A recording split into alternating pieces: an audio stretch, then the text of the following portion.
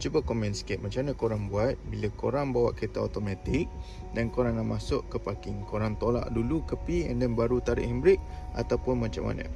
Saya nak tunjukkan kepada anda cara yang lebih selamat untuk menjaga kita punya gearbox. So, saya akan ceritakan kenapa kita perlu buat sedemikian. Okay? So, conventionally, kita akan tolak kepada P.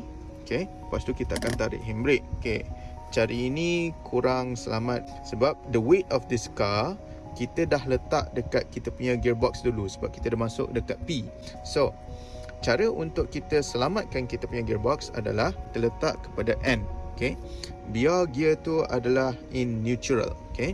Lepas tu, the weight of the car kita letak dekat kita punya brake. Okay? So, kita tarik kita punya handbrake.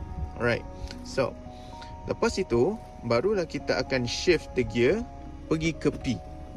So sebab itu the weight of the car better letak dekat dia punya handbrake dia dulu.